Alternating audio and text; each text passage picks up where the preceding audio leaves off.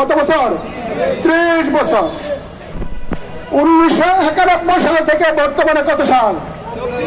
2024 সাল। প্রায় 33 বছর পার হয়ে আমাদের গড় আয়ু আরো 16 বছর বৃদ্ধি পেয়ে আমাদের গড় আয়ু কত হয়েছে?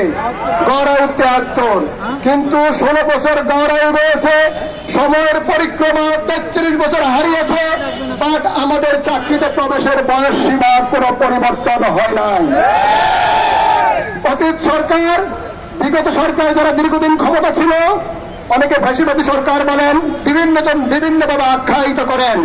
12 বছর সংগ্রাম করেছেন আপনারা নির্যাতিত হয়েছেন, কখনো কোন ধরনের সহিংসতা ছাড়া আপনারা আন্দোলন করেছেন, বাট তারা এই আন্দোলন মেনে নেয় নাই।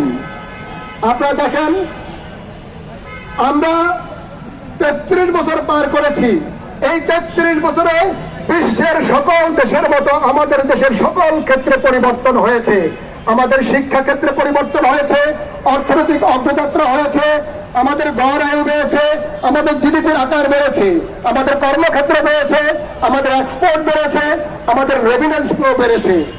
বাট দুঃখের বিষয় হচ্ছে আমাদের অধিকারের খর্ব হয়েছে আগের থেকে অনেক বেশি।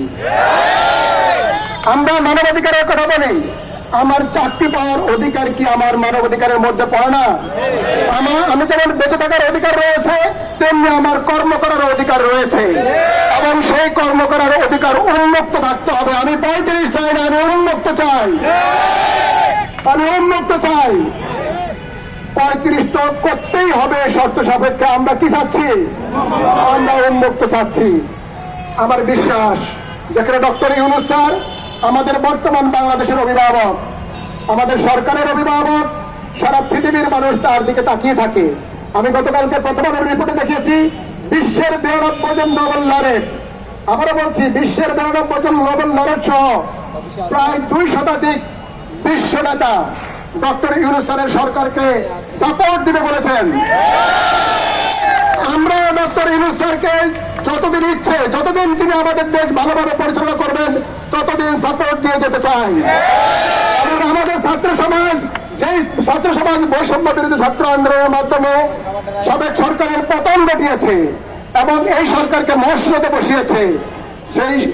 এই সরকারকে অবশ্যই ছাত্রদের হৃদয়ের রক্তক্ষরণ বুঝতে হবে। আমরা আমাদের একটাই দাবি, আমরা ছাত্র সমাজের পক্ষ থেকে বর্তমান সরকারের কাছে আর কোনো দাবি নেই।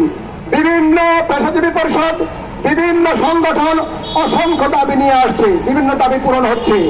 যেই ছাত্র জনতার আন্দোলনের কারণে আজকে আমরা নির্বিঘ্নে কথা বলতে পারছি। যারা আজকে সরকারের দায়িত্বপূর্ণ পজিশনে বসেছেন, তারা অবশ্যই বুঝবেন যে আমাদের এই দাবি ন্যায্য দাবি। আমরা কোনো অন্যায্য দাবি করছি না। আমরা আমাদের চাকরিতে প্রবেশের বয়স বাড়িয়ে আমাদের যোগ্যতা প্রমাণ করার সুযোগ চাচ্ছি। আমাদের ডক্টর ইউনূস স্যার একটা কথা বলে থাকেন, 3 zeros। এই 3 zeros নিয়ে উনি পৃথিবীর বিভিন্ন বিশ্ববিদ্যালয়ে উনি বক্তব্য দিয়েছেন, বিভিন্ন সভা সেমিনার করেছেন। এই 3 zeros মেইন মিনিংটা হচ্ছে যে প্রথম জিরো হচ্ছে zero property, zero unemployment, zero property এবং জিরো কার্বন ইমিশন। তাহলে দেখেন, জিরো আনএমপ্লয়মেন্ট, অথচ আপনারা চাকরি পাওয়ার জন্য, চাকরিতে প্রবেশের জন্য, যোগ্যতা প্রমাণ করার জন্য সুযোগ চাচ্ছেন। আপনারা তো কেউ চাকরি চাচ্ছেন না, আপনাদের কি চাচ্ছেন? সুতরাং আনএমপ্লয়মেন্ট দূর করার জন্য, ডক্টর ইউনূস স্যারের প্রথম শর্ত পূরণ করার জন্য আমাদেরকে আমাদের যোগ্যতা প্রমাণ করার সুযোগ দিতে হবে। আরেকটা বিষয় দেখেন, যদি আমরা যদি চাকরিতে প্রবেশ করতে না পারি, আমরা যদি মানসিকভাবে আমাদের যোগ্যতা প্রমাণ করার সুযোগ না পাই, আমরা মানসিকভাবে ভেঙে পড়ছি। আমাদের অসংখ্য ভাইয়েরা গ্রামে যেতে পারছে না, আমাদের অসংখ্য ভাইয়েরা ঈদগুলো এখানে টাকা করতে হচ্ছে। ওইদিন আমি শুনলাম অনেকে বক্তব্য বলছেন, এখন একটা দেশে এই ধরনের বৈষম্য কেন হবে? হওয়ার প্রশ্নে আসে না।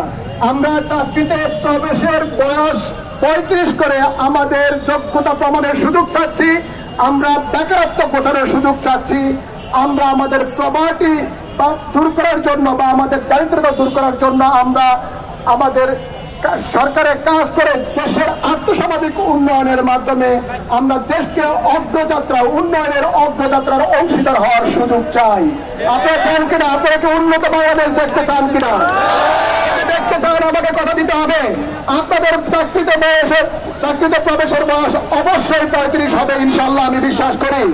যদি আপনারা সরকারে অংশগ্রহণ করার সুযোগ চান, আপনারা দুর্নীতিমুক্ত বাংলাদেশ গড়ার জন্য আপনারা কাজ করবেন কিনা কথা দিতে হবে। আপনারা উন্নত বাংলাদেশ গড়ার জন্য কাজ করবেন কিনা কথা দিতে হবে। ইনশাল্লাহ আপনাদের যদি বুকে সৎ সাহস থাকে, হৃদয়ে যদি দেশের জন্য ভালোবাসা থাকে, অবশ্যই আপনাদের এই অগ্রযাত্রা সফল হবে।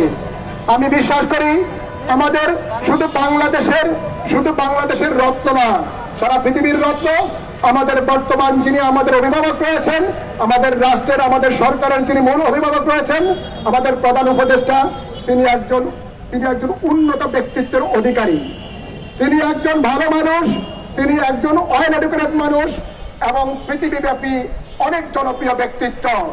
আমাদের ছাত্রদের বুকের রক্তক্ষরণ স্যার অবশ্যই বুঝবে। আমরা স্যারকে উদ্দেশ্য করে বলতে চাই, আমাদের প্রাণপ্রিয় শিক্ষক ডক্টর আসিফ নজরুল স্যারের উদ্দেশ্য করে পড়তে চাই, আমাদের ভাই উপদেষ্টা নাহিদ স্যারকে উদ্দেশ্য করে বলতে চাই, আমাদের ভাই উপদেষ্টা আসিফ স্যারকে উদ্দেশ্য করে বলতে চাই, আমাদের ছাত্রদের এই ন্যায্য দাবি আপনারা অবিলম্বে মেনে নেবেন এবং আজকের মধ্যে মেনে নেবেন। আজকের মধ্যে না মানলে আমাদের ছাত্ররা এখান থেকে যাবে না। আমাদের ছাত্ররা এখানে অহিংস আন্দোলন করবে, তারা এখানে আপনারা দাবি না মেনে নেওয়া পর্যন্ত এখানে অবস্থান করবে। আমরা চাই আমাদের দাবি মেনে নেন, আমাদের ছাত্রদের দাবি মেনে নেবেন এবং আমাদের উন্নত দেশের সকল সুযোগ সুবিধার মতো আমাদের দেশের সর্বক্ষেত্রে সংস্কার করে আমাদের শিক্ষার্থীদেরকে দেশ গড়তে সুযোগ করে দিবেন। এই ইয়াং জেনারেশন, আমাদের ডক্টর ইউনূস স্যার বলছেন যে আমাদের জুলাই এবং আগস্টের বিপ্লব আমাদের ছাত্রদের বিপ্লব। ছাত্ররা নতুন বাংলাদেশ গড়ার স্বপ্ন দেখছে, এই ছাত্ররাই তো দেখছে। আপনারা কি নতুন বাংলাদেশ গড়ার স্বপ্ন দেখছেন না? তাহলে আপনাদের দাবি মেনে নিতে হবে।